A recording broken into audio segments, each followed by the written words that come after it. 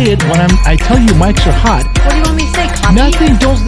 I haven't switched screens yet. But I haven't even switched screens yet. They're still listening to the intro. You say mics are hot. I say mics are hot. No. And then it just seems like that's like answering You're supposed to be like, mics are hot. Everybody be quiet. Is that what you want me to say? When you say mic's hot, do you want me to say I don't want you to say anything. Yeah, don't say peep when I'm doing business. So I can say people don't talk because the mics are hot, but I can't say anything. Hot. Don't talk about. Oh, hola, ¿dónde está, amigos? It's yeah, that record hitting right in the room. No more pre-gaming for the general. That's no. All right, welcome to the GenX Talks live stream, which is a podcast that's not a podcast. It's live. It's a live stream. It's a live podcasting streaming thing. You don't know what that is? I don't know what it is. I don't know what you call it. Is it just like saying, hey, the short dropped, or did it upload? Is it uploaded? Did it post and it's uploaded, or did it drop? Is this a live stream, or is this a live podcast? I don't know. I don't know either. I don't know. Those are words for smarter than people than me, but way above my pay grade. All right, so listen. It is 6 o'clock Los Angeles time. We're broadcasting from the KGXT studios, 200 feet below occupied California. Halfway through February already. Yeah. What happened? I don't know. What happened in January? Listen, so here's what happened with the momentum of the show.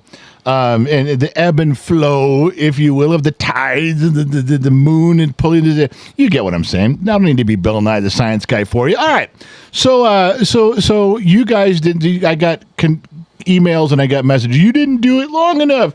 You showed pictures and you didn't do your stories and questions and answers long enough. All right, so you get a full hour. We're going to start this show the way we always do. We'll go to the correct camera. We'll go to the Big Daddy camera. You can't go wrong with the Big Daddy camera. And we're going to raise a glass. I'm drinking a little bit darker today. Ooh, the darker of the is a hardcore. It's a double, triple whammy. Drinking that right now, but I'm drinking it with you guys. You're going to drink it with me. Look at that. It's a $1.2 million view from Minden, Nevada. Your bottom of the glass. See, it says BOTGN on the glass. You know why? Bottom of the Glass Nation. You're at the Bottom of the Glass Nation show with GenX Talks. Yeah, the truth is at the bottom of the glass. We're going to drink this one together. You raise your glass. He's got his glass. You got yours. Moderator's going to put up a link. You can buy one. We're going to drink right now and kick this pig. Here we go. Well, let's see. Krista Rose is a member for 35 months tonight. Only one more month to go. I am surprised we don't have a 36 by now. I thought January was the magic number for the Big Green 3. And but Lionheart, I don't think he's a member anymore. He was in the running. Trippy's right there. I think Trippy's right around there. And Two Bear, I don't think Two Bear's a member anymore. I think he is. He just hasn't been here for a while. He's not allowed to pay. Two Bear is no longer allowed to pay. What do you mean allowed? For a YouTube membership. No. Well, his dealership closed down, so he's on the bread line. And part of the bread line, when you fill out paperwork for the bread line, while you're unemployed and pushing those Model Ts around, you got to push a Model T car down the road. You're not allowed to spend money. If you need to be in the soup line at the soup kitchen, you cannot afford to be on GenX Talks. I think that's the rule. I'm just saying, I think that's the rule. Do you see him in here anymore? No. I haven't seen him for a while. Do you know why? Because if he shows up, his name would be white, no longer green, and the embarrassment that goes along with the soup. I'm telling you, Two Bear, he's got holes in his knees. He has hat in hand. It's desperate times, my fine feathered friend. All right. Yeah, Raven was mouthing off in this thing earlier, so I put her in the woodshed already. She's still here. Oh.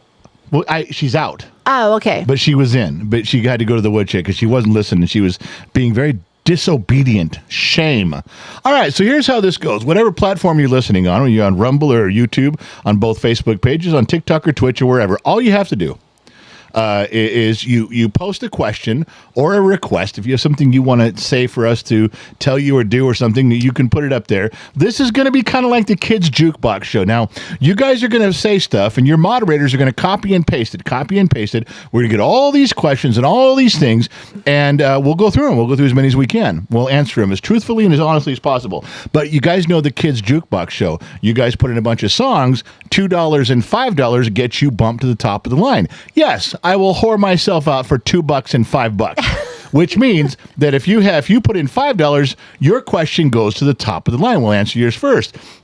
If you do $50, we won't even lie. If you do $100, we'll even make it more interesting than the actual answer. Who's this we thing? It's you and I.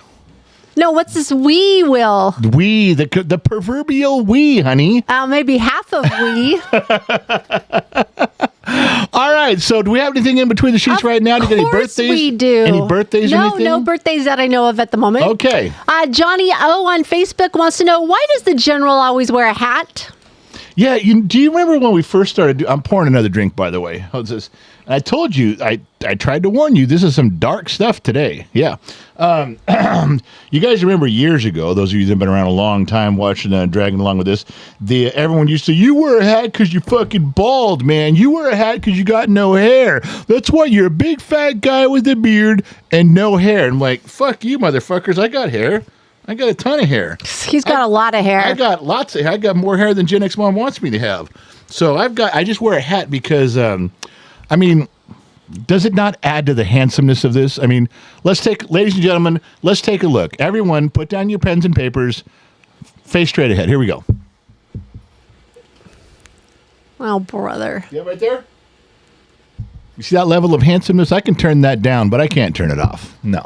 You're stuck with it. All right. So the hat, I think, accentuates. It accessorizes the moment. All right. All right. John Morgan gave $2. Is Ravens a bad girl?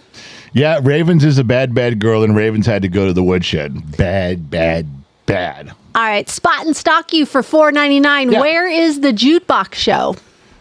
Do I look like I'm in charge? I'm barely in charge of my own bodily functions. That's true. I am not in charge of what the kid's doing. You know, he promises you stuff. He doesn't show up. But you know what? He can promise you, I'm going to do this. I'm going to do a jukebox. I'm going to do a jukebox. And then he doesn't do it. And you guys get all upset. And the moment he comes back, you're suckling at the tit of the jukebox again. It doesn't matter what he does. You want it so bad, you're going to go do it no matter what. You act like you guys are tough, but in the end, you guys, oh, shucky darn Briggs. We're not boycotting your jukebox. We'll be there, buddy, for you. So he comes and goes as he pleases because you allow it. Don't you forget that. Shy is saying, my eyes, don't take off the hat. We can't handle the handsome. It's too much. It is containing part of it, is it not? Yeah. Oh, all right, anything else? Come on, you guys got something here. Let's go. Would you just chill out? Calmer than you are, dude. Shy has a question. How did you guys decide to join Briggs on the GXT ride? It's a family business, right? Oh, it's a business that's family. it's none of your business. No, it's that was honestly, that was a slow progression. It was him doing it by himself with his ambush videos for probably the first 6 or 8 months. And then, the first significant thing that I saw, because he still wasn't, you don't make any money on TikTok, and he was only on TikTok. The first significant thing that I saw stepping forward into it broadening, this is going to sound dumb, you went down with him and got him a P.O. box. Yes. And I remember, like, what do you need a post office box? We got a personal mailbox. We got it through UPS. It wasn't through the post office. But I remember when that happened, I thought, well, why would you need this if you're just being silly on the radio? You know, why would you need that? And then it grew from there. And then it became he wanted to go on all the platforms. And by the time he had 70 or 80 videos, his ambush videos, he wanted to put them all on Facebook. Because Facebook had come out with Reels. YouTube was coming out with Shorts. They were trying to compete with TikTok at the time. And his sister had said, well, you need a regular Facebook and a Facebook page. And this has got to go on YouTube. And when he did YouTube, I was watching YouTube, and I said, hey, I could probably go in there and rearrange the page for you. And he goes, good, do that. Go put the videos on there and rearrange the page. So I was learning, how to put things in a playlist, and then what playlists were, and that there was a little personal community section. I was learning that on my own, and it was in December of that year. And tell him we weren't even on social media at all. No, we didn't even have our own Facebook page. We had gotten off of all social media years before. And that's how it started. Then it was, he said, hey, Mom, I need help on Facebook. I have to put up nostalgia memes, nostalgia pictures. And she's like, well, how do you do that? And he's like, oh, you just steal them from other sites and put them up. And that's how she got brought into it. Then it just was a progression. I mean, slowly but surely. And after it went from him doing this much and us doing this much. It flipped. Now he does this much and we do this much, and here we go. So Part now of it was because he went back to high school. He went back to school. he did have to go. Yeah, COVID really helped him when he was home. We got him a dog, Riker. We got him that dog during that time, and this TikTok GenX Talks venture gave him something to do along with his online school, which blew ass. Which was we bad. sure exposed a lot of teachers that just had their head up their ass with stuff, and that's kind of how it developed to where it's at. There's still opportunities for it to grow. We don't take them. Where there's some things we have intentionally held back on that could become full time with money for GenX Talks, and we've taken a couple, but some of the big ones are still they're tapping our shoulders weekly, going, "Hey, you going to do this or not?" So he kind of drew us in slowly and then walked away slowly, and here we are pushing the ore cart down the mine. If you guys don't know what that is, you're too young to be on this live stream. Please exit and come back when you know what a manual ore car is. Thank you. And I'm going to drink to the manual ore car sound that Trippy has already been laughing and recording, and that'll make it to the GenX Talks Christmas party. That's going to make that real. Probably. Jason Bertrand, update on moving. Jason Bertrand, update on moving. As you're asking, how interesting that you asked. Tomorrow morning we are leaving for. We're on a mission. Yes, we're on a mission. I got some things sorted out in the last 2 days that were really hanging over my head, business-wise here. Nothing with GenX Talks, my stuff. And it was really weighing me down, like keeping me up till 1 a.m, trying to figure some stuff out. And I got some real good news and some real solid answers on some things. And so that freed me up. And all of a sudden I looked around and went, the fuck? Oh shit, I've been in this cloud of worrying about all my own stuff. And we're leaving tomorrow morning. We're almost packed and ready to go. We're heading up to Reno. We're going to the GSR. We'll go to Minden and Dayton and Gardnerville and stuff. We need to get a house. We have to rent a house while we build. We're going to build a house. It's going to take about 1.5 years or so, I would guess. So we're going up there to secure a place to live. There's a little tiny house, maybe 3-bedroom, 2-bath. 1,700 square feet, something small, just the 2 of us and 2 dogs. And we're going to secure that, and then we're going to get 2 storage units, and that's the main goal. Along with, of course, making sure that we're doing the Bottom of the Glass Nation from the Bottom of the Glass, from the KGXT, from the Minden studio, from the KGXT studios in Minden, Nevada. We'll be there, so you guys will get some of that. If everything goes well, there will be an interview done. And I'm not saying with you. I got 2 options here in the Reno area, and I'm going to try to, if one falls through, I'm going to go to my backup one. But that should be a very interesting interview that'll come out for you guys. Oh. The interview page, we haven't done a lot with it. We did Danny H, not our Danny H, local Danny H. We did an interview with him a couple weeks back, but we were trying to do a couple a month. We've just been slacking on it.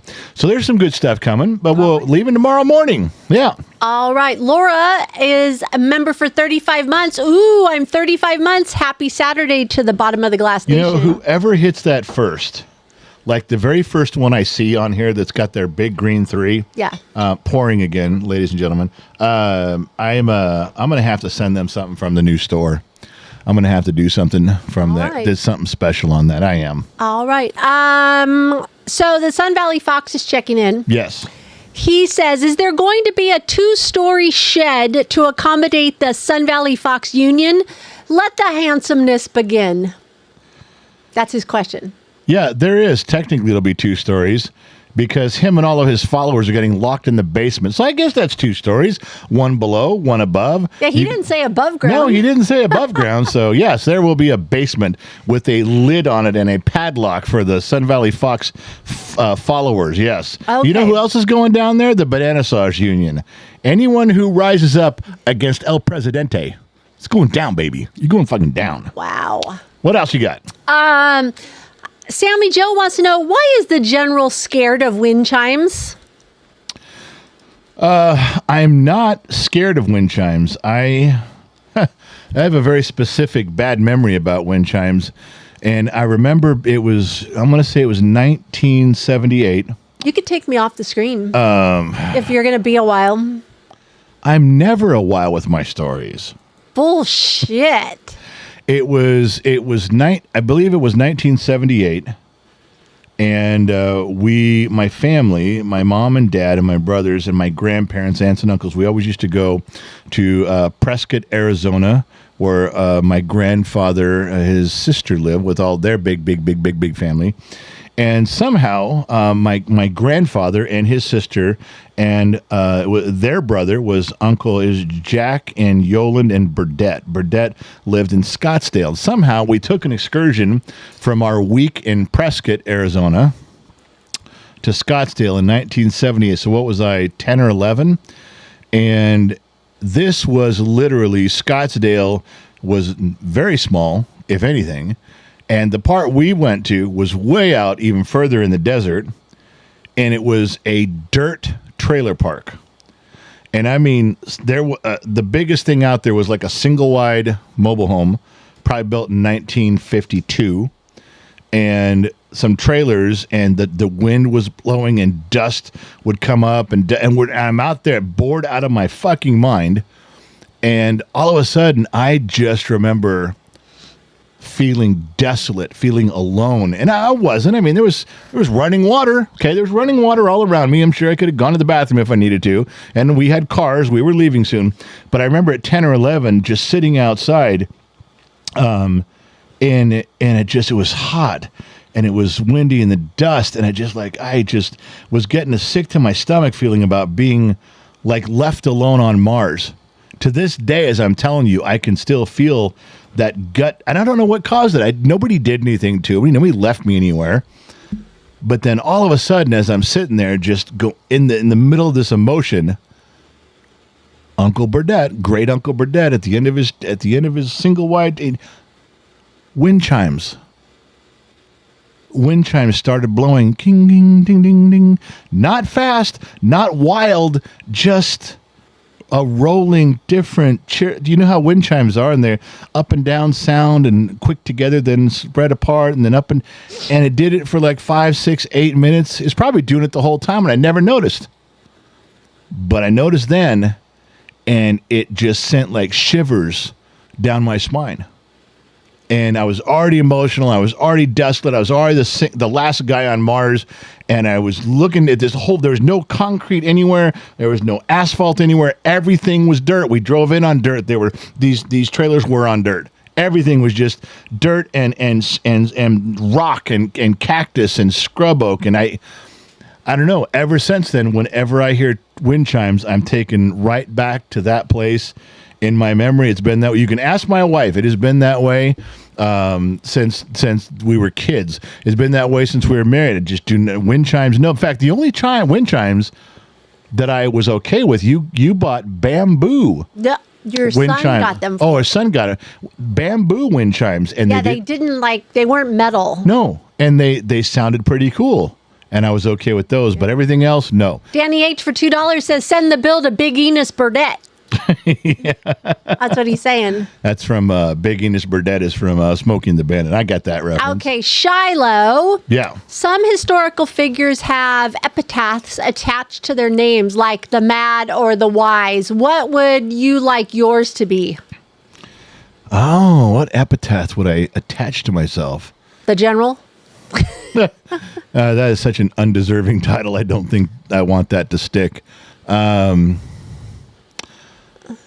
I don't know, that I would say my first and last name, and hopefully it would say he meant something to somebody.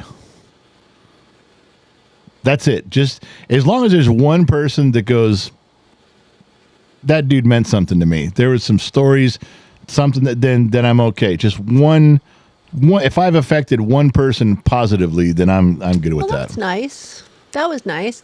General, this is from Laura. Yeah. Have you guys thought about doing a Barndominium? They have some really sweet floor plans. Yeah, we have. That's if my wife would tolerate a permanent small, she'd live in 700 or 800 square feet in a mother-in-law house while we built a bigger house. She could do that. Or a fifth wheel or something, she could do that. But if you told her, hey, we were going to be in 900 square feet to 1,000 square foot house, maybe 1,200 square feet, and this is the house, she'd say, no, I don't want to do that. It's not my preference. And most of the Barndominiums, unless you get super extravagant, the ones that I've seen are relatively, like... And you haven't seen what she's talking about. I've seen lots of them. They come in all sizes and shapes. Yeah, well, now you're just building a house. So it's, But that's what they're calling them. Barndominiums. It's a type of house. It is. But I think it's kind of a fad. I don't know if I want to join the fad. Well, of the Barndominium. I wouldn't mind. You wouldn't like it because you don't roll up and see your house. You roll up and see a barn or a shed or a shop, and the walls are built inside beautifully, but it's hidden. It's inside. Your world is going to be inside my shop, and right outside the kitchen door, inside the studio, right outside the kitchen door is going to be whatever I'm working on. And I don't know that it would fit. If we could build one temporary, if someone said, hey, I can put the Barndominium, you can have your shop and a place to live, and it's small, and we can get it done for a certain price, and you can get out of your rental, and then you can build your house. I might think of that, but if we're renting something, I'm just going for the regular house, I think. Okay. Cheers. Cheers. Pat Nelson on Facebook says, if you are having gut problems, why are you still drinking? Didn't the doctor advise you not to drink? Sorry for asking such a personal question. It's a different doctors. I got 12 different doctors, and they all say different things. Dr. Sunyan Noon. You guys know who he is. He's the one later. I go with the most. And Dr. Sunyan Noon is he's the guy I've been following lately. Now remember, anybody who donates $2 or $5, you got to read theirs first. They go to the front of the line. Yes, dear. Oh, I'm just saying. Sergeant Solo Dolo, $5. Sergeant Solo Dolo. All right. Hey, General, just tuning in. What's your thoughts on Canada versus U.S. trade and Canadians booing the U.S. anthem? By the way, I'm MAGA Canadian. Love y'all. I don't know. I think that's... First, answer the first question. What's your thoughts on Canada versus U.S. trade? I think that we just ought to balance out the trade, and that's it. They ought to just sit down in an afternoon and crunch the numbers with a calculator and balance out the trade so it's fair. We're not giving Canada, $250 million a month or whatever. There's $250 billion a year, whatever it is. I just think we don't need to be doing that. And I know that Canada's economy would collapse if we quit. So can we just bring up your guys' your tariffs a little bit to offset, bring down what we pay you a little bit? Let's go that route. And then the rest of it, leave it. I don't want Canada to be the 51st state and all that stuff. I leave things right where they are. That's my opinion. But nobody ever, I can't even tell you the last time 1600 Pennsylvania Avenue called me and said, hey, before we do this thing with Canada, what do you think, General? Because I'd have an opinion. I'd tell them.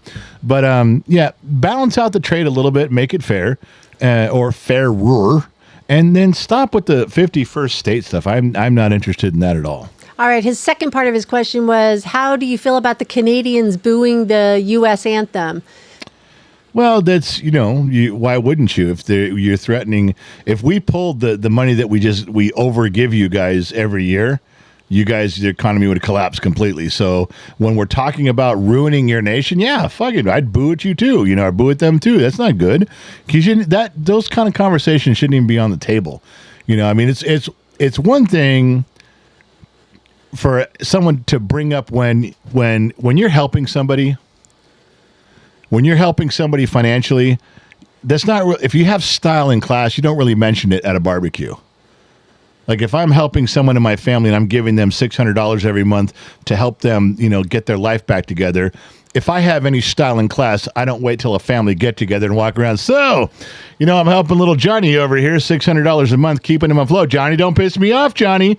I'll stop that $600 and you and your family will be living in your car. Nah, I'm not doing that. I'm not going to cut him off. I love Johnny. He can keep the money. Well, then why did I bother saying it? If you have a little style, you just don't bring shit like that up. If you're helping somebody, then you help them. And shut the fuck up. We're helping you guys. I don't need to talk about it. I need to bring it up. Let's lower it. Let's bring it around a little bit. Let's create a better balance. And then stop. Stop talking about the 51st state. Stop bringing it up all the time. You fucking owe us. You owe it. Leave it. Let it fucking go. I will tell you something I've learned over the years that I bet nobody else has learned. Especially people with a lot of money. People with a lot of money think that having a lot of money is that they count their pennies. I know my mother does this. My grandmother did this. I know people that do this. It is literally their quiet hobby that they count. They pencil it out and where their money is and where their investments are and where their property. They do it all the time. Fine, man. Whatever floats your boat. But I'm going to tell you something I've learned. Do you know the one thing better than having money is giving it away? I don't care what you say. I've had a bunch of money before. I've given a ton of it away. I wish I hadn't now because I need it. But I take that back. I wouldn't take back any of the money I've given away. But I don't have regrets about it at all. But giving it away is a feeling 10 times better than having it. And I know nobody's going to get that, especially rich people, right? They're all, if there's any rich people listening to this, they're going to be laughing and going, oh, you know what the fuck you're talking about. That's why you're broke all the time. That's why you're living paycheck to pay. Yeah, fuck off. I know I am, but I know how I got here too. And I'm telling you, the one thing better than having money is giving it away. I know that for a fact. And yes, there are times where I'm like, shit, I gave away a fucking ton of money. What the fuck was I doing? And it has at times put me in a tougher spot. And then I figure a way through it, and I figure a way out of it, and things take their own course, and sometimes I don't care. I will tell you right now that things are coming up in my life. If I could take back all the money I've given away, what's ahead of me would be much easier. By a fucking lot. But you're never going to hear my wife tap me on the shoulder and go, you gave away all that money, you stupid son of a bitch. No. And I'm not going to beat myself up about it either. I knew what I was doing back then. I'm a big boy. But it was the right thing to do. And the rewards you get for giving it away is better than looking at the stacks of checks on your poker table in Vegas. There you go. Righty. Let's see. Danny H., question to stump the general. All right. Who sang Stranglehold? Do, do, do, do, do, do, do. I don't know. Do, do, do, do, do, do. For some reason, I want to say Motorhead, Lemmy, but I may not be right on that. I don't know who's. I know you didn't give the answer, so I can't. No, and he didn't bet me any money, so I can't even accept his bet. Hello from Rob wants to know, any meet and greet plan for the GSR wheel there? Not really. We don't know where we're. No, and it's only, I'll tell you why. We've done that before when we've been in Reno. We've said, hey, we're going to be out there. We'll be at the GSR. We'll hang out at the bar. I forget the name of it now, the big bar in the center. And we've done that a few times. And, you know, we get anywhere from 10 to 30 people that show up. That's how we met Ben Matlock. Oh, never lost a case. There we go. Thanks for paying attention. Well, I'm trying to see if that's where we met Ben Matlock, never lost a case, and his wife, Hot and Nerdy, which is her new nickname, because that's apparently what Christine Matlock is she's just hot and nerdy. Anyway, so Hot and Nerdy and Ben Matlock, never lost a case. We've met them at those. We do them, but the problem is that, we're going up there to get a lot of things done. We're going to be running around and traveling and doing, and you get back to the hotel, you're like, okay, I'm exhausted. Let's grab some food. Oh yeah, we have to go sit for an hour or two and be sociable in the bar. Then sometimes we wish we hadn't done it because we're not really ready for it. I don't know that I want to. I've learned that the hard way. We'll do something like that when I know that we have a little time to kill. If we may get stuck in Reno all through this week. I don't anticipate it. We're trying to come home Wednesday so we can be here for you guys Thursday. But if we can't, then I may schedule something up there for that. But you guys are going to have to, if you're on Patreon, moderators can put up Patreon. It's the only way for you guys on TikTok, on Rumble, on Facebook. There's no way for me to tell you what we're doing. I can post at different places, but you may not see it. Patreon is the only way I can say, hey, by the way, tonight at 6 o'clock at the GSO, we're going to be hanging out for a little bit. Come by and see us. That's the only way. And there are a bunch of people who pay $1 and they're on Patreon. They get the inside information. All right. So the Sun Valley Fox is answering your question for you. Stranglehold? Yeah, he says Ted Nugent. Yeah, could be Ted. Danny H. says Derek St. Holmes fronting Ted Nugent. That's what he says. Well, all we learned about this is that I was wrong. That's the takeaway, is that I was in the wrong. Danny H. $5 says Derek St. Holmes was the vocalist for that Nugent hit. Well, so I was in the right era, but wrong band. Okay. Let's see what else we got. Graham Gordon wants to know, would you do a sea container house? Steel and wood prices are going to skyrocket. Say that again. A sea container. I guess sea train. What about it? Wants to know if we'd build a house out of that. No. I would not build a house out of a sea train. And Johnny O said the same thing. Have you thought about building with storage containers? No, not going to build. I could do it. Yes, you could. I'm just not going to do it. And the main reason is a lot of those containers smell, and you can't get the smell out ever. You can pressure wash them. They just don't do it. I would. And now if I was living alone and the Sun Valley Fox went out to date and we buried it, we buried 3 sea trains underground and ran some power down there. Yeah, I might, but I'd have to be. That's it. It'd be a bomb shelter. Graham Gordon again for $5. Canada has a big service trade deficit with the U.S. because of Disney Plus and GenX talks taking my money. The goods and service deficit is actually only $40 billion. If it was only $40 billion, why would anybody be bringing it up? Because $40 billion over a year between countries is nothing. I'm quite sure that it's much, much more than that. Okay, Jason Bertrand wants to know, when will the garage show return? Well, that ties in hand with one of the things we're doing. My wife and I discussed it. She's a big proponent of bring back the World Show, bring back the garage show in some fashion. Maybe not every single week because that was wearing me down. But here's something. If we go up there and we find a place to rent, we get the keys. We get a storage unit or 2. We get the keys. We come back from that moment. From that moment, it's drive up there and put stuff in. Send U-Haul trucks up there. Send trailers up there. Get Briggs and his buddies. Drive a truck. Go put everything away. Now, a lot of that is going to depend on me cleaning out the garage handful by handful, box by box, item by item, tool by tool.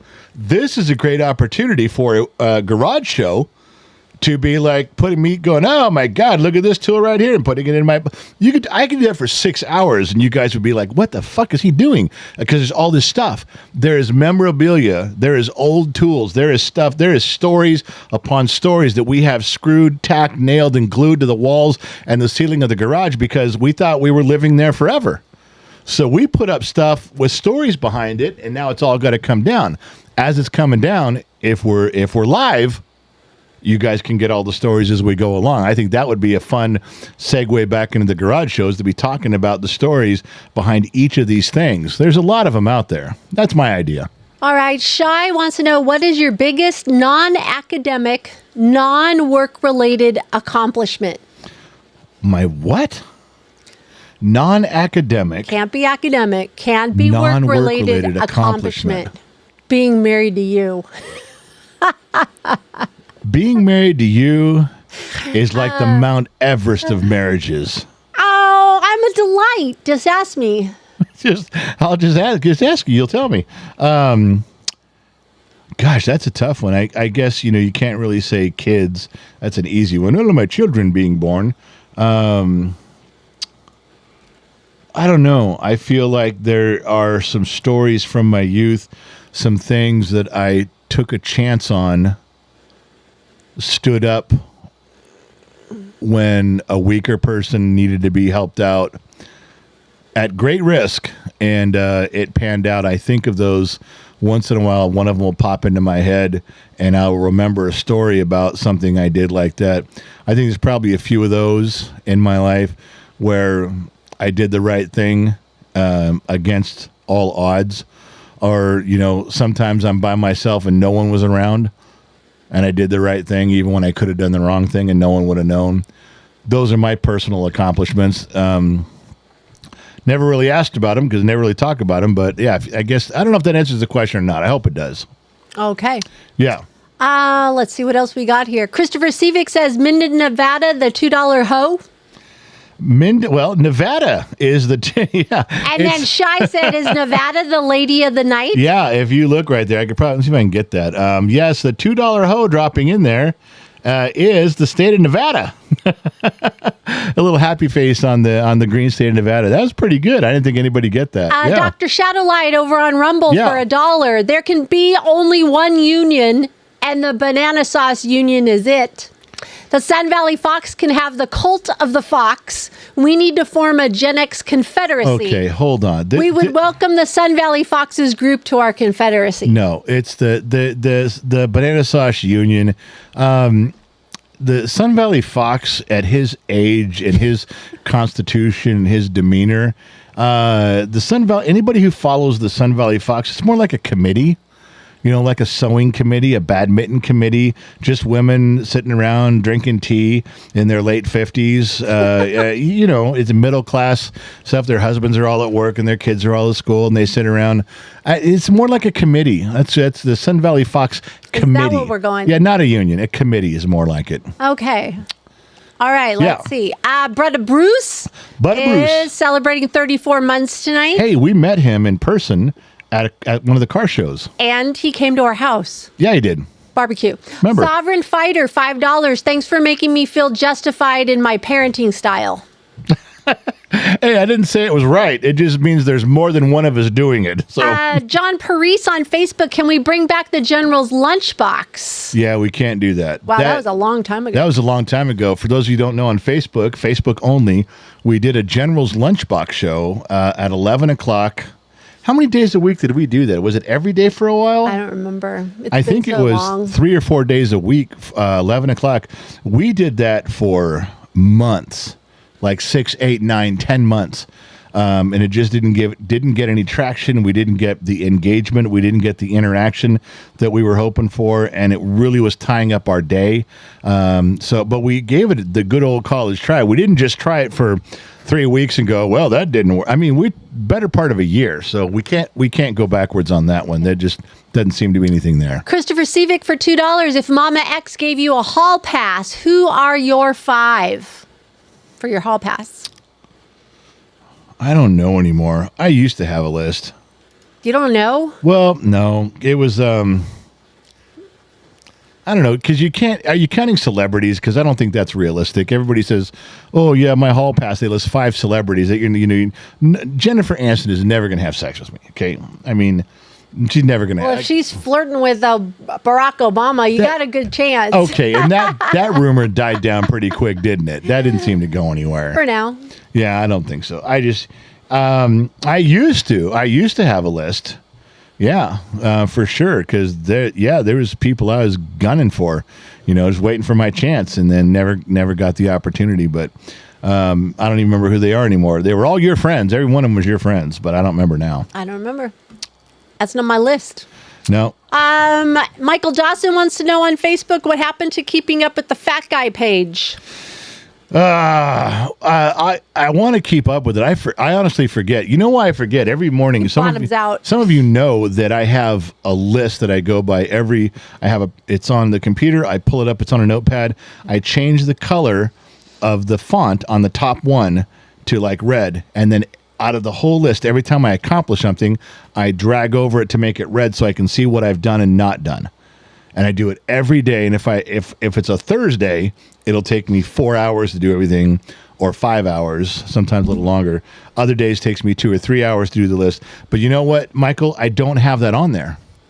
I have update the website, but when I do it, it's just updating what we're doing and where we're going, moving things around. I needed it to be more faithful to that. I need to put that on the list of update the fat guy page. But I will tell you a turning point. You guys know that I was disabled for about 12 or 13 weeks. I couldn't walk. I was in a wheelchair. I was on crutches. I'm just now, this last 8 or 9 days, I'm walking without crutches. The last couple of days, not even limping. I'm getting my rhythm back where I can walk correctly because of my knee. When we went to Reno and Vegas this last time, I always lose weight. When we go to Vegas, we go to Reno, I eat less, I walk more, I come back, I'm 4 or 5 pounds lighter. So I went to sit down and do the fat guy page. After this last big trip, I hadn't lost any weight at all. 0. And I was just like, oh, are you fucking kidding me? And so it's a little bit of discouraging. Maybe that's where I was at. I should do it again. But I need to put it back on the list. You got to text me. And when I'm up in Reno and go add it to the list, because I will add it to the list, and then I can keep going. That's my thing, is I forget about it now. All right, Justin Bennett for $5. Can we get a show dedicated to just the General's car stories?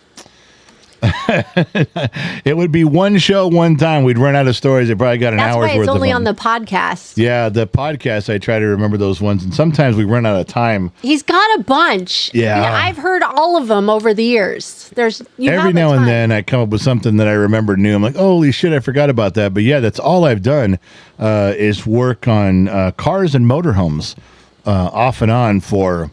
forever. Yeah, 35 years or so. So, when anybody who knows, especially when you're at a dealership, there's more car stories and more shenanigans at dealerships than I've ever seen anywhere.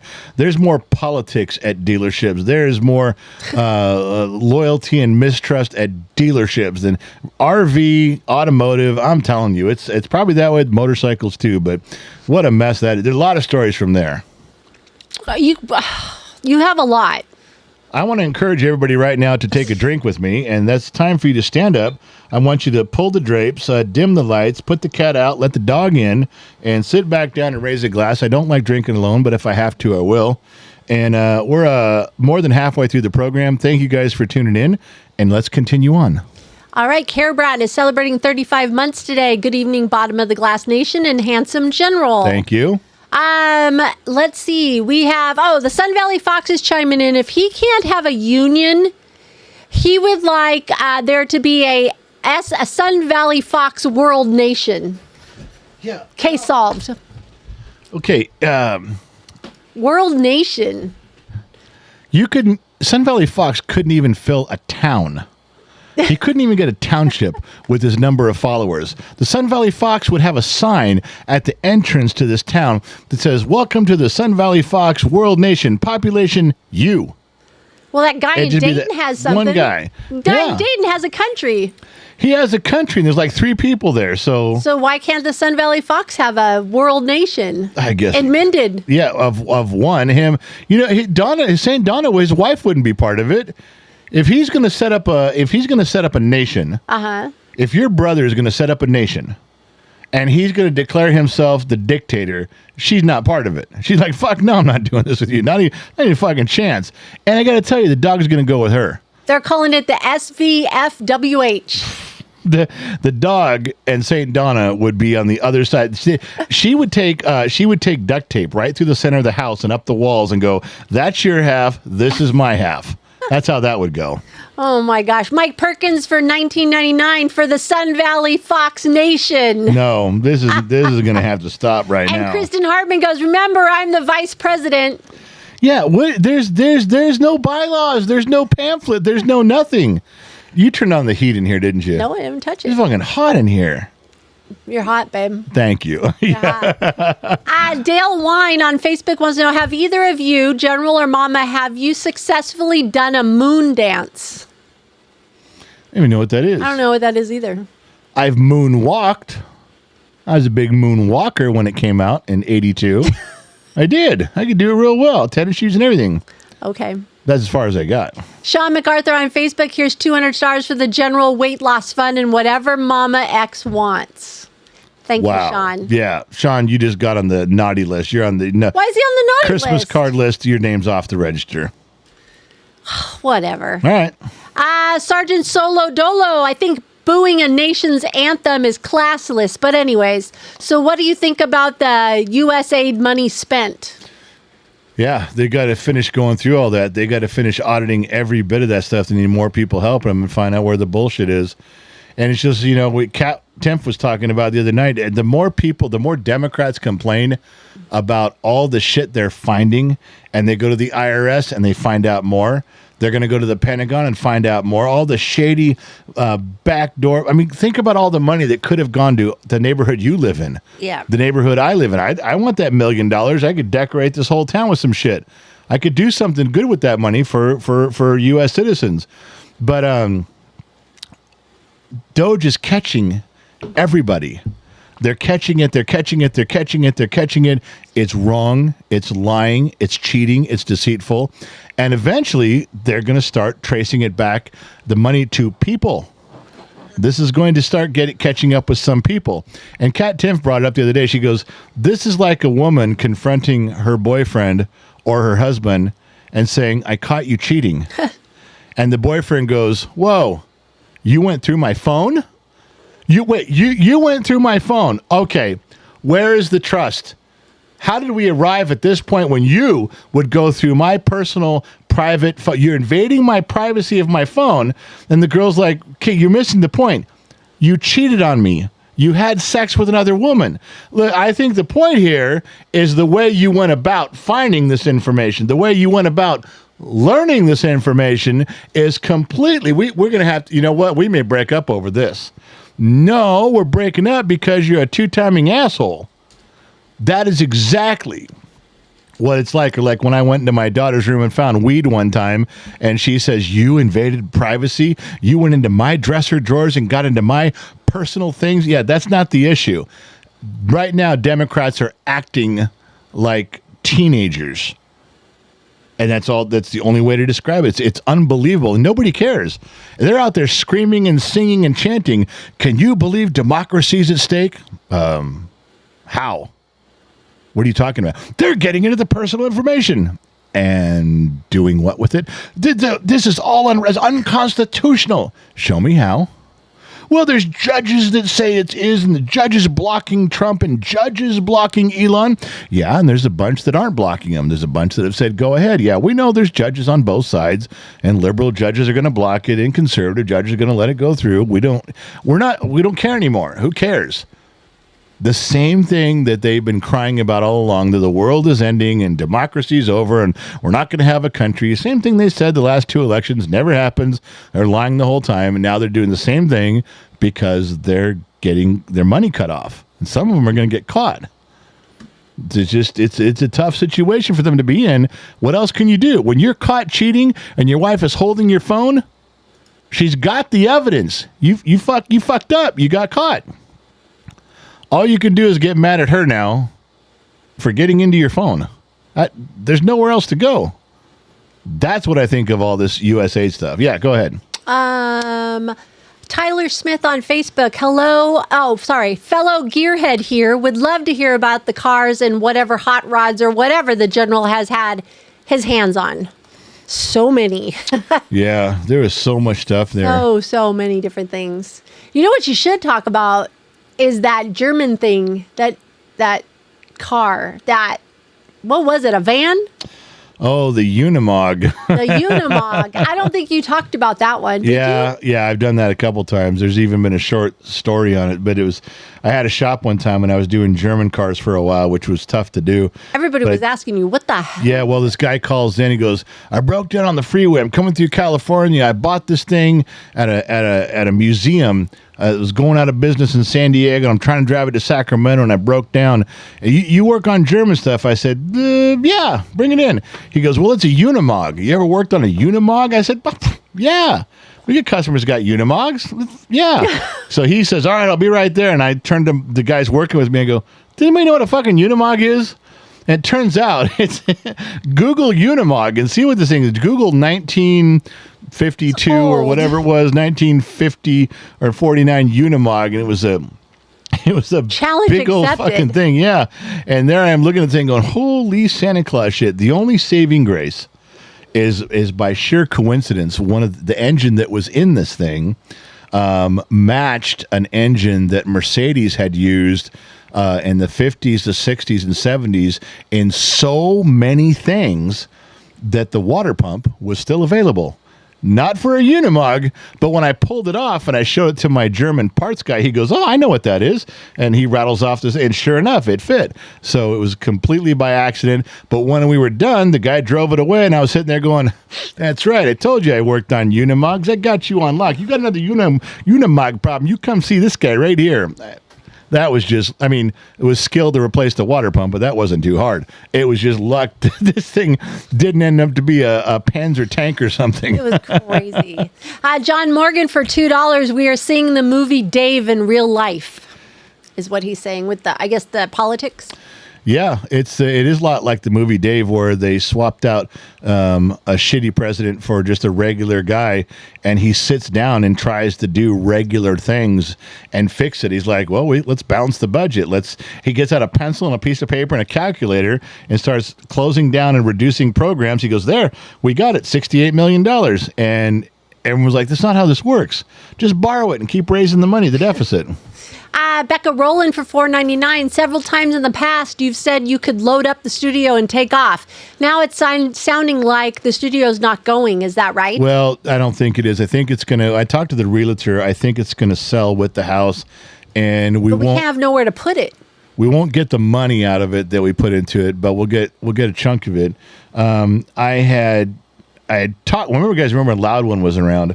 He's a truck driver, but he was in a mood where everything I said was negative. It's like, hey, let's take it and set it on a trailer. No, you can't do that. It's too tall.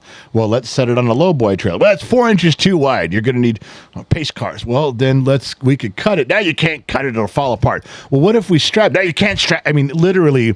Everything I said as a suggestion, he was like, you can't do it. It's never going to work. And I finally said, okay, fuck it. You're right. There's no way to move it. And I quit talking to him. Then he found out I was talking to other people, continuing the conversation, because I'm asking questions about moving it. And he's like, well, I could get it. No. You were pissing in my Cheerios. Every time I brought up a question, you were down on it. So I don't need any more people telling me what I can't do. Maybe I can't move it. But I want to explore the options. So my next thing was we're going to fly Lionheart out here. It's going to pay him to come out and pay him to look at it and say, can we cut it here and reattach it? Could you reattach it if we drug it up there and cut it here into pieces? Because Lion helped assemble the whole thing, and he never even returned the fucking call. We're going to pick him up on a weekend and fly him out here, give him some cash just to look at it and say, yes, I can do this, and no, I can't. No phone call, no nothing. So at that point, it was like, well, do I want to try to do this myself? I don't know. Truthfully, we could probably take it apart, and the Sun Valley Fox and I could put it back together up there. Mike Perkins could probably stop by, but without having someone who knows it like those guys did, like Lion did and stuff, I don't feel comfortable doing it. If I can sell it with the property, if someone lowballs me on the fucking price of the property, I'm fucking going to take a crane, lift this thing over the house, and I'll set it somewhere downtown at either one of my properties downtown or one of my friends. I'll put it in the backyard and leave it there. I'm not giving it away. But it sounds like at the moment that it may help to sell. My brother's neighbor Mike across the street, we could dump it on his property. That's that right. Would be funny. And lock it up. Say, don't touch my studio. It's in your backyard. Hey, you had a little, you were going bantering back and forth with him. That was funny when we showed up. Yeah. That one time. He was an ex-cop, and he recognized right away when he started his cop talk. I'm like, you notice I have both hands on the steering wheel at 10 and 2. You can see my hands. Don't give me your shit. My hands are visible. That's funny. Okay, the Sun Valley Fox has a comment for everybody on the YouTube page. He says, thanks, Krista. I'm going to start signing executive orders. The Sun Valley Fox says that will start our nation. Thanks, Mike M., Sarah H., and brother Danny H. You are all in my cabinet, too. What the fuck is going on? I am losing control of the bottom of the glass nation. I'm just all at once here. I'm just passing on. Sahara H for $2. What do you think happens after death? Heaven, hell? ? For me, or in general? Because that's an open question. There is a God. The Bible is real, whether you want to believe it or not. It's up to you. And I think anything that happens to you after you die is not based on what you do in life. It's based on how you've handled your relationship with Jesus, God, and the Bible. And if you just ignored it and didn't really take it seriously, I don't think He will take you seriously. And I know you talk about when Jesus was on the cross and there was a guy up on the cross. He's a thief. He's a bad guy. Did all sorts of bad shit. And 10 minutes before he died, he said, can you save me? And Jesus said, you're going to heaven with me tonight. And that dude was bad all the way up till the last moment. So, but I wouldn't call that a goal for all of us. I wouldn't say that's what we should be striving for. We shouldn't be trying to figure out 5 minutes before we die to repent and get our shit together. I had a friend of mine named Stuart Blevett one time. He gave me some terrible advice, but at the time I thought that was great. He goes, yeah, there is a God. And you can be hardcore Jesus in church like they do, or you can know there's a God and run the other way and be just as outrageously outlandish and immoral as you possibly can. He says, but the truth is, he goes, what you got to do is you got to be basically a good person, and you have to mix Excuse me. Hold on a second here. Stuart told me this one time. It's 1987, and he's like 10 years older than me. He says, look, what you got to do is mix some good and bad. And I said, I understand. He goes, no, you go to your church, because I went to Grace Community Church, Sun Valley, California. Grace Community Church, Pastor John MacArthur spent decades there. Anyway, so what you got to do is you got to go to the church, and you go to the functions, and you go to the soup kitchens, and you go to the Bible study. And when you go, you really got to read. You really got to learn. You don't go there fake. No. Because you go in there and you pick it up, you understand the stories, and you participate. I said, okay. He goes, but then, he goes, if you mix a little bad in your life, just do a few things you're not supposed to. Keep that balance in there. God will leave you alone. He says, but if you're an outlaw, God will pound you until you come back. If you're a 100% smiley church-going, church, God will push you until you get exhausted and slow down. Just be a good person, mix some good and some bad, and God will leave you alone. And I thought that was the greatest advice ever. I actually thought that was worth living by for years until I sat one day and went, I'm not sure where in the scripture it says to do that. But that was my take from Stuart many, many years ago. All right. Firewood Art is a member for 13 months tonight. How are we going to do the studio? How are we going to do the studio in the rental? Kitchen counter shows like the old days, LOL? Well, we actually have a plan for that, believe it or not. Mm-hmm. And what we're going to do is take a picture of my background, take a picture of her background, and no dates on the calendar, and then green screen our background so it looks just like this until we can move on and get the house and do stuff. But that's the idea, is to green screen what we're up against so it looks very familiar to you fine feathered folks. You won't know the difference. You won't know the difference. You'll be living in the Matrix. Tyler Smith on Facebook. General, what's your dream car? Mine is a late 60s to early 70s Charger. What's your dream car? Dream car would be a 1967 AC Cobra with a 429 Super Cobra jet engine, carbureted, Pacific blue with a white racing stripe and tan leather interior. Not that he's thought about it. Not that I've ever thought about that, but since you asked, maybe that's what pops into my head right now. Yeah. Public 520. Public 520. He says, good evening, General and Mama Axe. I work at an engineering company, ship large equipment worldwide, transporting the studio, no problem. Yeah, but what if it costs more to move the studio from Bakersfield, California to Dayton, Nevada, which is why I'm saying that, so your calculator starts running, to move it up there. If it costs more to move it, then just build a new one. And, everything can be done, but with cost. So if you can think of that, I can give you the measurements. I think we're 14 feet high and 12 feet wide. I think the 14 feet is okay if we did a low boy trailer, because we get under everything. We figured that out, but we're like 2 inches or 4 inches too wide. Now you got to have oversized loads. You got to have pace cars and flag. It's just, I heard that becomes the mess, but maybe I'm wrong. Email me, genxdad@genxtalks.com. All right. Florida Man, General, what are your thoughts on these liberal judges shouldn't be able to impede the progress of the Doge audit? Fix the grossly corrupt waste theft. Isn't that illegal? No. Judges are there to interpret the law. So you can get a liberal judge that goes, oh, yeah, everything Trump's doing is completely illegal and he should be in jail. He's not following the Constitution. And then you get a conservative judge that says, well, everything he's doing is completely legal and he is following the Constitution. The judges are no different than any other politician in most cases. They will go along with their party beliefs. And when you see a liberal judge stop Trump, everybody in the press goes, Did you see what's going on here? A judge, a good man of America, a good man of the Constitution has stopped the evil Emperor Trump in his tracks.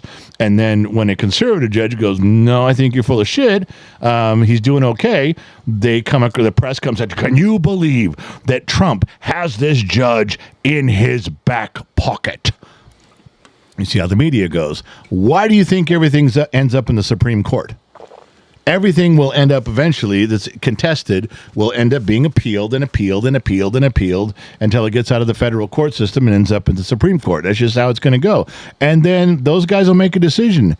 And if it goes the way that the liberals want it to, these are great constitutional people who are doing a hard job and we need to obey. And if they don't go along, if the liberals don't get their way, if the Democrats don't get their way in the Supreme Court, well, the Supreme Court is stacked with conservatives.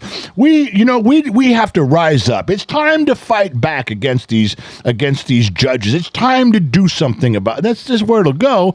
However, most of the people go along with the Constitution, and most of the people go along with the judges, whether they're liberal or conservative, Democrat or Republican. They fall in line. You got to have some polarity there and some sounding board. They're it, and so you goes down that road. Now, I will tell you, the pendulum is swinging back the other way from this woke Me Too, all this bullshit we've been subjected to with the pronouns and all the other shit. It's just everyone's on board with it going the other way. I even have liberal friends that are quietly, they're not going to say anything, but they're like, oh my God, I'm so glad this shit's over. And it's going back the other way. Pay attention to one more thing. And maybe I'm first to say this, other people will say it too, if they haven't already, is that the more Trump does good, the more Trump exposes, the more Trump puts America first, and the economy begins to change better, and the debt begins to come down. There's going to be some pain. A lot of people are going to lose their jobs. A lot of people are going to be on the breadline for a minute. Things like that have to happen. It has to happen. It's going to get worse before it gets better. To quote Dalton. Anybody know where that pulls from? Dalton said that it's going to get worse before it gets better. Anyway, that's going to happen. But the more this does happen in a good way, a year in, 2 years in, the more judges are going to go along, the more politicians, the more people, they're going to go this way because no matter how much they hate the conservative Republicans, no much they hate Trump, they are just going to lay down some of their swords and go, I can't hate this much anymore. I just can't. The people on the fence will come over first. The people that are kind of angry, they'll be next. But then at some point, even the super angry are going to go, this is working and I'm happy about it. And I want to just shut up and go along. That's what's going to happen. If the things go the way they're going, I see that. I've been on this planet 57 years. I've watched a few things. I'm a keen observer of human nature. I'm not Nostradamus. I'm not even a teacher.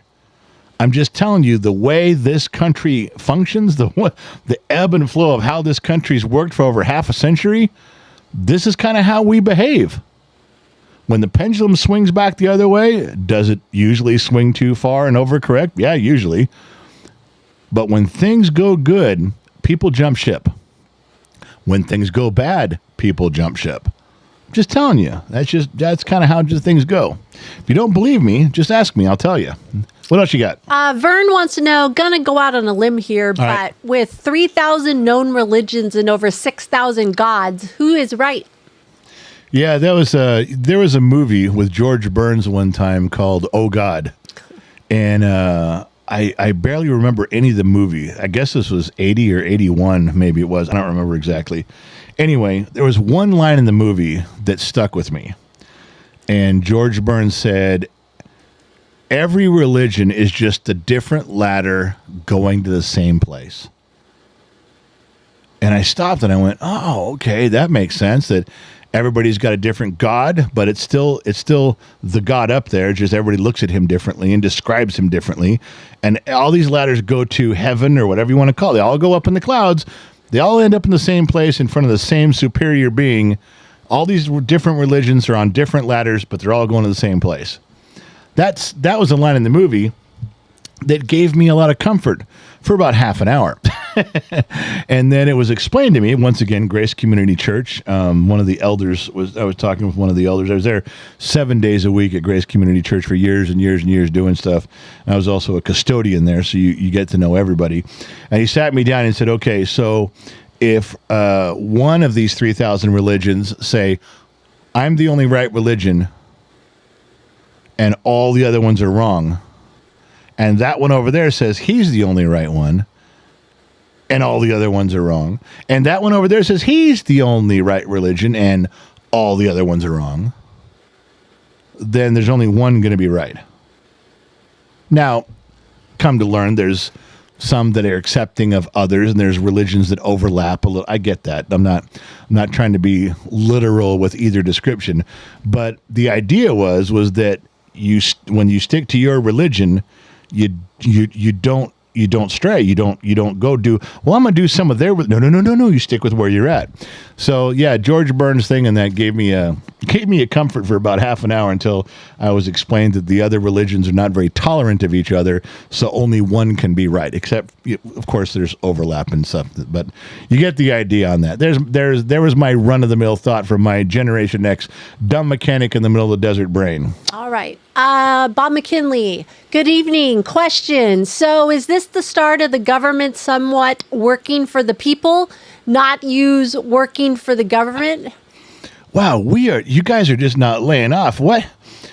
Why didn't somebody ask me, where's the first time you had sex or something? I can tell you something simple. The hour's up. Hour's yeah, up. you should have asked GenXMom that. Hour's over. She's done. She clocked out at 7. I think there is a strong possibility, if you guys remember back in the 80s, Ronald Reagan took over, and he took over at how, boy, that economy was bad. The Reagan economy in the beginning, first couple years, was horrible. It took a lot of turning that around, and everybody laughs and makes fun of it, and they pick it apart and say, oh, it was Democrats who saved everything. Yeah, fuck off. And Reagan turned things around to where his campaign slogan in 1984 was simple. He just said, are you better off now than you were 4 years ago? That's all he asked. He didn't argue, didn't debate, didn't do a bunch of, are you better off now than you were 4 years ago? You're welcome, America and Denmark. No, he said that. It's a true story. Or it's true, it's a story. Anyway, and when he was done with his 8 years, George H.W. Bush just slid right in and said, hey, I'm Reagan Part 2. He got himself fired because he said no new taxes, and then he raised taxes, and he lost, and Clinton was very charismatic. But you had 12 years. You had 12 years in a row of Republicans because they were able to turn things around and make it stick. I really believe, and this is where I'm going with answering your question, I believe there is a strong possibility that if Trump does, that's why he knows he's only got 4 years, and he knows it goes by so quickly. Every minute of the day he's doing something. He's not wasting one moment. If he can turn this thing around, and at the end of his 4 years, J.D. Vance can go, okay, I did this too. You saw me. I wasn't a vice president who was not involved. I was very involved. I can take over Trump Part 2. I think Trump could go 4. Vance could go 8. And if it keeps going, which it may not, but if it can keep going that direction, I don't know that the Democratic Party can ever recover. I mean, think about what we're saying. 12 years. In 12 years, is Schumer still going to be there in 12 years? Maybe, maybe not. Pelosi? I mean, some of their hard-hitting, behind-the-scenes dealing, I don't know. I don't know that they don't have anybody right now. Who's their strongest candidate right now? I bet you couldn't even tell me a person's name. Nothing that would stand out. I don't know. I really think that if Trump is effective in these 4 years, like he's ready to be, and I told you guys this before on a world show, think about him being gone for those 4 years and Biden being here. What if he'd have won? What if Trump would have beat Biden and they would have just kept the investigations and kept the pressure and had the wrong people around the Republican Party? They were putting politicians around him.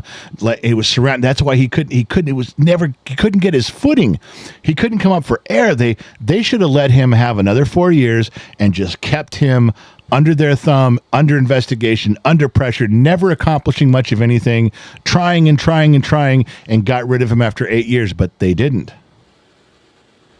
And he was out, and he had those 4 years to go, oh my God.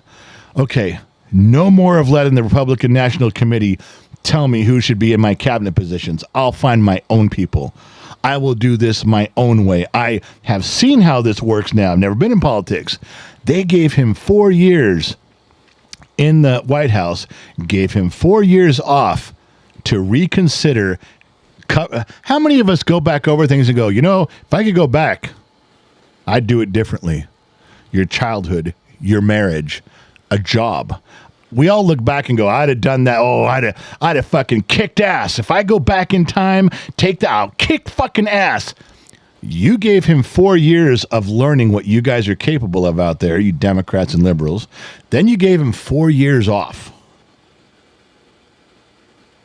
And don't think for 1 second he wasn't ready when he won. He didn't ask. He told the RNC, don't even fucking call me. I'm going to Mar-a-Lago. I'll pick my own people. And every one of them is going to be super effective for America.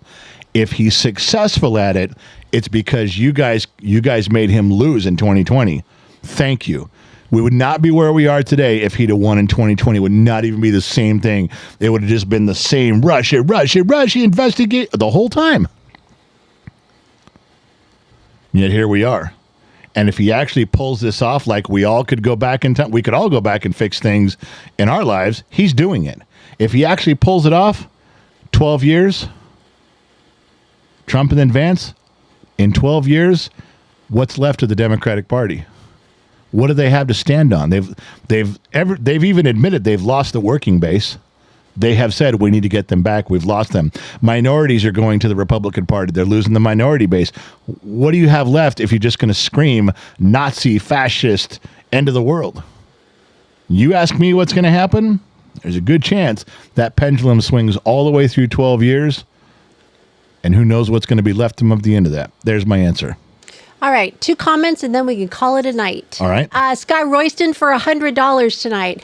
I love you all. Royston. These are comments. All right. I love you all more than you know. God, heaven, and hell are real. For those of you who have not accepted Jesus as our Savior, now is the time before it's too late. I want to see every one of you in heaven, no matter what conflicts we have been through. Love you all that much. And Graham Gordon for $2 says, make Jesus first again. Blessings, Scott. I'm going to go to Scott Royston, and Scott's going to get to heaven. Scott's going to be like, how come you're not wearing one of those shirts I got you? I got you shirts. I sent you like 10 shirts. You're not wearing one? You couldn't wear one up here just for me? No, they were a little small, a little tight around the shoulders. All right, we are good. Is that it? We're done? Yeah, we're good. All right, you guys, listen. I gave you guys an opportunity to ask questions. I don't know why you guys always ask political questions. It always seems... I miss your world shows. But doesn't it always... I don't sit here and go, golly gee willikers, I hope we start talking politics. I'll answer whatever you guys want. That's what they want to know. You don't give them enough of politics. I just... I kind of stay away from politics during the Bottom of the Glass show. I don't really bring it up. We may make fun of a couple things with pictures and move on. We talk about comedy. We talk about common sense. We drink. That's not something that we normally do. But every time we give you guys question and answer time, boom, it all comes out to what's going on in the world. I don't mind answering it, but don't be mad. There's people that hung up going, I'm not watching this fucking show. In fact, are we still on TikTok? Because I have no idea. I can't imagine that we are. You guys, you probably got us kicked off because you're not allowed to talk this way. I wonder if I can even tell. Let me look. I think I can check and see if we're even on TikTok. Let me see. Let me click over. Can you take me off, please? In a second, I can. No, it looks like we're still... okay, anybody... I'm watching the TikTok comments now. I didn't know I could watch that. If you guys are listening live on TikTok, if it's still... The stream is still going, and they didn't kick us off, can you guys give me a thumbs up on TikTok? Somebody just put a little thumbs up there, little symbol. I'll see it go by. That's all I'm asking for. If this is our stream. There we go. Yeah, look at that. I didn't know I could read TikTok comments. All I have to do is switch screens. Ham Guy's on. I'll prove it to you. Sandra, Richard's in there. Fallen Angel, Ham Guy, Michael Ferriera, a travesty. Look, I'm actually, I didn't know that. Now I know I can read Facebook, TikTok comments.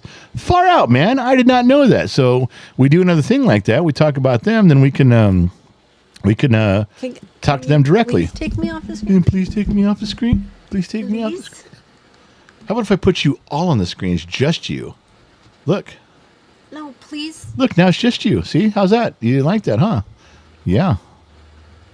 She's so pretty. She's so pretty even when she's mad. She's getting madder. All right, listen, you guys. It's a couple minutes after 7 o'clock, 7:15 in Los Angeles time. I don't know how good the show went. We covered a lot of stuff. You guys led the program here. I just was answering questions and responding. You know who was okay with all this was St. Donna. And St. Donna's like, oh, good, we get to go into that area. I'm fine with listening. Everybody else was like, God damn, we're talking about hot rods for a second here. We're talking about bikinis in 11th grade in 1985. You didn't get to... No, you guys asked the questions, and I just followed along. I'd have gone anywhere you guys wanted to go. Listen, I do got to get out of here. We still got dinner. We got to pack up the stuff for the studio. We got to pack up our to-go gear. We got to get some food, and we still got to shower and change and get ready for tomorrow. We'll be on the road. Remember, whenever I'm on the road, I try to give you guys... members only stuff. So if you're a YouTube member, you'll see it. If you're a Facebook member, you got to be on the General's Lunchbox. The General's Lunchbox is a Facebook page. You just got to go there and pay $1 and join it. You get to see, you can go scroll back 4 years worth of stuff, but you get the new stuff. But the big one is Patreon. If you join Patreon, and everything is on, all these things are on our website, genxtalks.com. You go scroll, see the picture of Patreon, click on it, you're there, figure out what to do. They're all there. But Patreon's a big one because we put everything there first. We email you guys, let you know what we're doing and where we're going. But we're gathering everything up and hitting the road. So we'll see you guys on the road from, we have our KGXT Studios remote location in Minden, Nevada. But up until then, I'm going to pour one more drink. Ladies and gentlemen of the jury, I submit to you one more drink of the hard brown stuff. Thank you guys for tuning in. Thank you guys for listening in. Not sure where you're paying attention to Gen X Talks from around the planet, AM, FM, Sirius XM, or perhaps you tuned in on the Armed Service Radio Network. Remember 2 things in this life. Number 1, wherever you go, well, there you are. That's 1. Number 2, I'll catch you guys on the flip side. I'm out, baby.